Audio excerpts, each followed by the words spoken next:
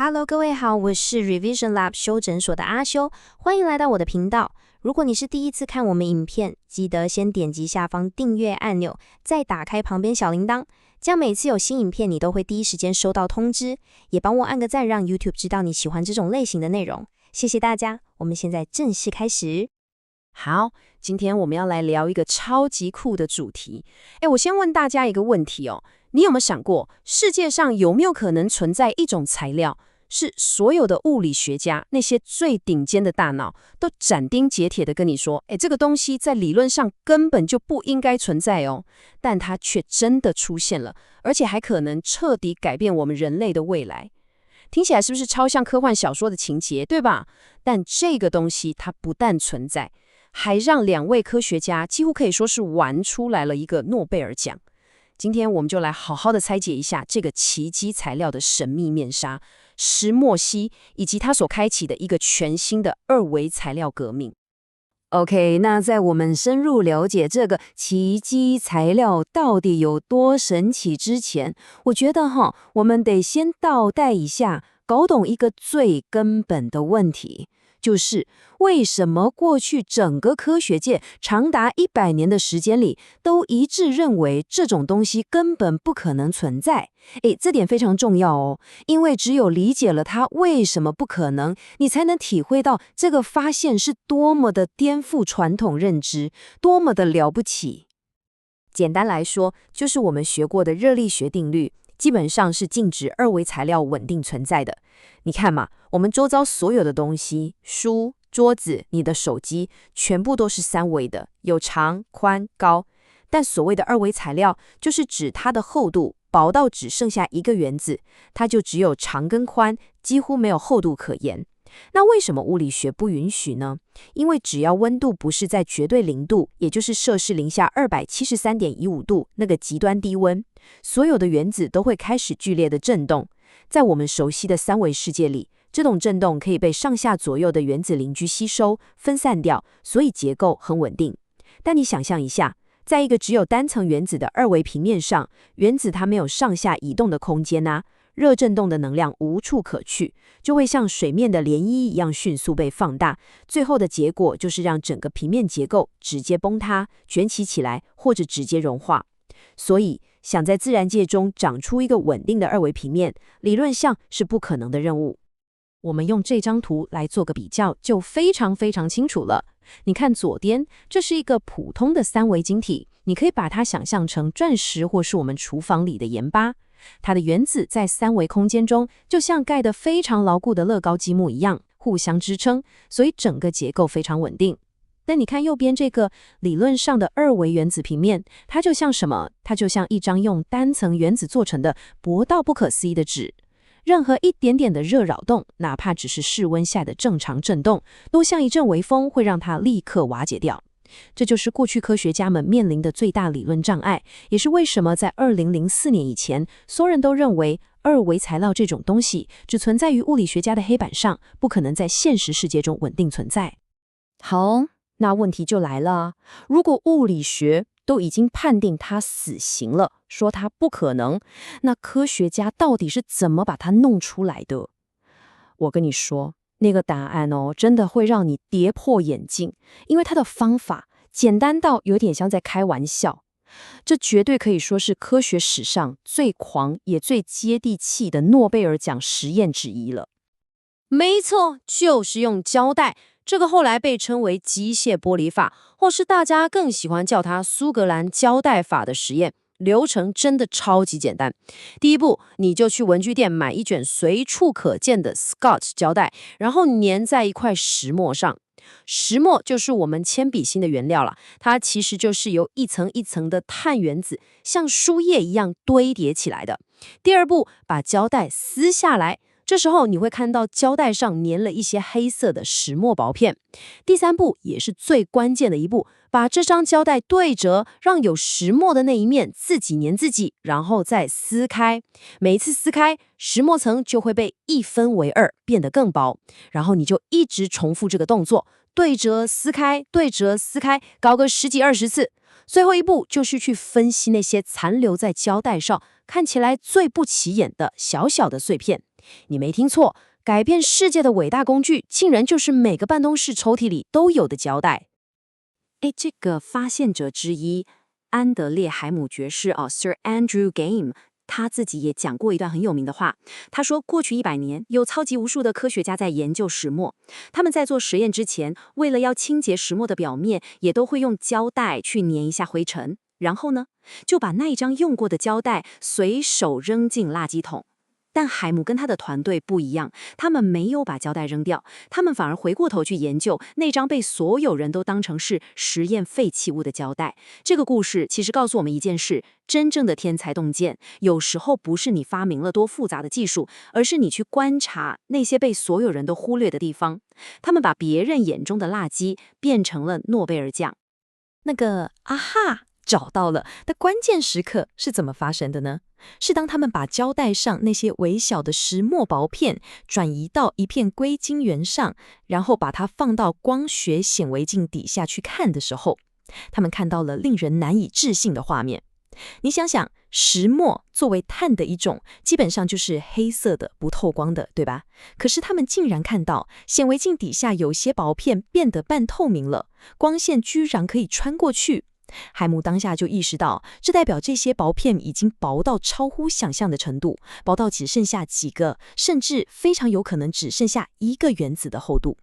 这就是人类第一次亲眼看见了稳定存在的2维材料，也就是后来我们所说的石墨烯。接下来重点来了，成功分离出石墨烯其实只是第一步而已。真正让整个科学界为之疯狂的是它后来被测量出来的各种超能力。这些特性真的非常违反我们的直觉，所以接下来这部分可能会有点烧脑，但请相信我，真的超级有趣，而且会彻底颠覆你对材料科学的认知。我们要先理解一个核心概念，叫做维度转变 （dimensionality shift）。这句话的意思是说，当你把一个3维的材料，像是石墨，硬生生的把它拨到只剩下一层原子，也就是变成2维的时候，它的物理性质跟电子特性并不是等比例缩小而已哦，不只是变薄变小，而是会发生彻头彻尾的根本性的转变。这就像你把一个习惯在艾尔登法环这种开放世界跑跳的3D 角色，突然丢进去玩2D 的超级马里奥，它整个世界的规则、移动方式、攻击模式都完全不一样了。石墨烯就是活在2维世界的石墨，它的行为模式跟我们熟悉的3维石墨是完完全全不同的2种东西。接下来这一点真的超级重要，也是石墨烯最疯狂的地方。你看，在我们日常生活的这个世界里，物体的运动，像是撞球的滚动啊、电子的移动啊，基本上都可以用薛定谔方程式来描述，这是我们熟悉的量子力学。但在另一个非常极端的宇宙，像是宇宙大爆炸的初期，或是黑洞的边缘，那里的粒子是以接近光速在运动的，物理学家就得用另外一套叫做狄拉克方程式的工具来描述，这是属于超相对论的领域。那这跟石墨烯有什么关系？科学家们非常惊讶地发现，石墨烯里面的电子，它的行为举止竟然不是遵循我们这个世界的薛定谔方程式，而是完美地模拟了那个属于宇宙学的超相对论世界的狄拉克方程式。这代表什么？这代表我们可以在一个小小的实验室晶片上去研究原本只存在于宇宙深处，或是需要用大型粒子加速器才能创造出来的奇特物理现象。这等于是给了物理学家一个桌上型的宇宙模拟器，真的太扯了。为了理解下一个超能力，我们先来做个比喻。你想象一下，你开着一台车去撞墙，在我们的世界里，车子理所当然会被挡住，对吧？那在量子的世界里呢？如果这道墙够薄的话，这台量子车其实有一定的几率可以像鬼魂一样穿碎过去，这就是有名的量子穿碎效应。听起来已经很神奇了，对吧？但是石墨烯里面的电子比这个还要更夸张。石墨烯里面的电子，当它遇到障碍物的时候，它的反应基本上就是墙。什么墙？哪里有墙？我直接过去就好了。不管你把这道能量障壁盖得多高，盖得多厚，它都能100%毫无阻碍地直接穿过去，好像那道墙对它来说根本就不存在一样。这就是它最诡异也最违反直觉的一个地方。这种奇怪的现象在物理学上有个专有名词，叫做克莱因穿隧。这是一种在相对论物理中才会出现的反直觉现象。正是因为石墨烯里的电子遵守的是狄拉克方程式，才会出现这种奇特的行为。那这也同时解释了2件事。第一，为什么石墨烯是目前已知导电性最好的材料之一？因为电子在里面移动几乎畅行无阻，所以它的导电率比我们常用的铜还要好上1000倍。第二，这也解释了为什么我们很难用石墨烯来制作传统的电晶体开关，因为你根本关不掉那个电流，电子永远都能找到路穿过去。OK， 我们来看下一个神奇的数字 2.3%， 就这样 2.3%。这是一个非常简单的数字，但它代表了石墨烯最深刻也最优雅的一个物理特性。你猜猜看，这个 2.3% 代表的到底是什么？答案揭晓，科学家发现，当光线穿过一层单层的石墨烯时，它会不多不少，恰恰好吸收掉 2.3% 的光。而这个数字竟然就等于圆周率派乘上一个叫做精细结构常数 alpha 的物理常数。这个精细结构常数大约是137，是我们这个宇宙中最基本也最神秘的常数之一。它决定了电磁力的强度，也就是光和物质之间要如何互动。这代表什么？这代表你只要用肉眼去看一片薄薄的石墨烯，你其实就等于看见了我们宇宙最底层的一个基本常数。这实在是太美了，物理学的诗意就在这里完美的展现出来。好，讲了这么多很酷很烧脑的物理学，你可能会问，阿修，这跟我有什么关系？这些理论到底要怎么实际影响我们的生活？我们继续看下去，来看看石墨烯在真实世界中的应用有哪些已经发生，有哪些是我们未来可以期待的。其实石墨烯的应用已经悄悄地出现在我们生活周遭了。比如说，前几年华为的手机就利用石墨烯超强的导热性，做成散热膜来帮助手机降温。在电动车的电池里加入少量的石墨烯，可以提升电极的导电性和稳定性，让续航里程增加个大概10%左右。还有像是下一代的道路沥青，能节省燃料的轮船油漆等等。当然啦，只要一个东西红了，就会有很多厂商来蹭热度。有些产品只是把它当成一个行销噱头，加一点点粉末，就说自己是石墨烯黑科技，然后把价格翻好几倍。像是一些天价的名表啊、衣服啊，那个我们看看就好。我们来看一个很实际的例子。道路沥青，从这张比较表可以看到，加入了石墨烯的沥青，初期的建造成本会增加大概20%。听起来好像变贵了，很多政府单位看到这里可能就缩了，对吧？但是你往右边看，它的耐用度可以提升超过2倍以上。这代表什么？代表本来10年就要挖掉重铺一次的路，现在可以撑20年甚至更久。它更不容易因为日晒雨淋而产生裂缝，所以长期的维护成本反而更低。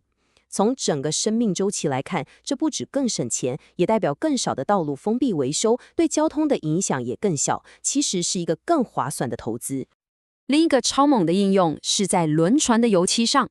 你知道船在海里航行久了，船底会附着一大堆藤壶啊、海藻这些海洋生物，这会大大增加航行的阻力，变得非常耗油。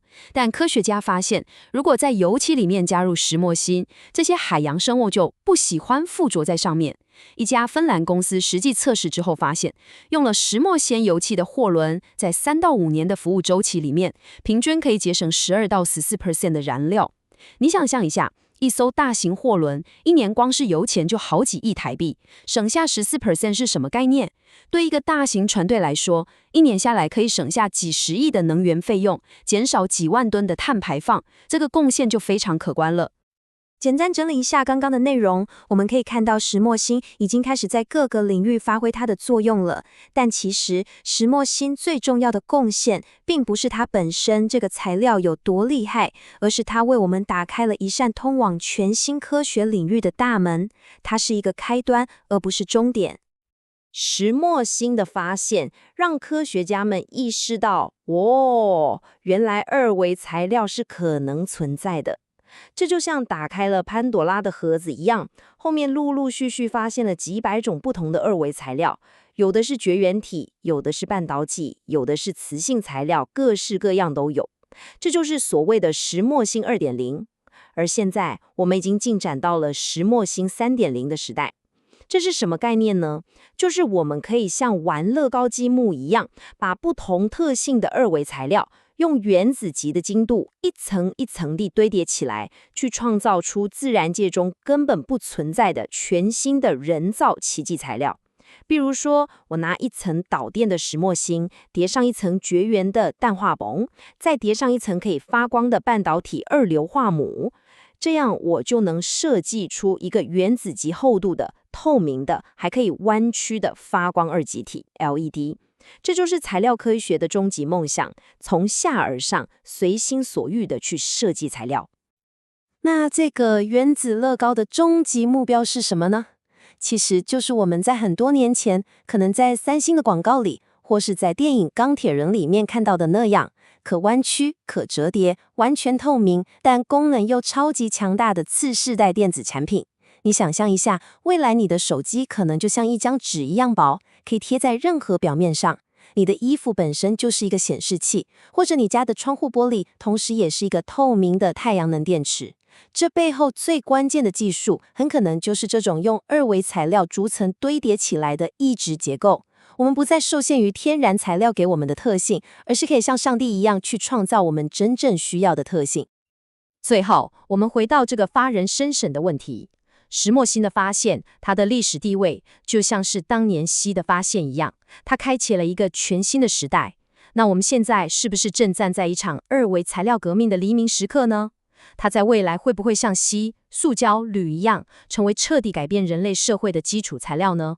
这个问题，我想时间会给我们答案。好，总结一下今天的重点：第一，异想天开的诞生。石墨烯是一种物理学曾认为不可能存在的二维材料，但科学家靠着超有创意的胶带法，用最简单的工具实现了最颠覆的突破。第二，违反直觉的超能力。石墨烯里的电子行为模式像是活在另一个宇宙，遵守相对论物理，拥有克莱因穿透等超能力，甚至让我们能用肉眼看见宇宙的基本常数。第三，开启未来的钥匙。石墨烯不仅已经有许多实际应用，更重要的是，它开启了原子乐高的时代，让我们可以设计自然界不存在的全新的材料，这将是未来科技发展的关键。今天的内容就到这边，如果你觉得这集有帮助，记得马上点赞、订阅、开启小铃铛，我们正在冲订阅，需要你的支持。我是阿修，我们下次见，拜拜。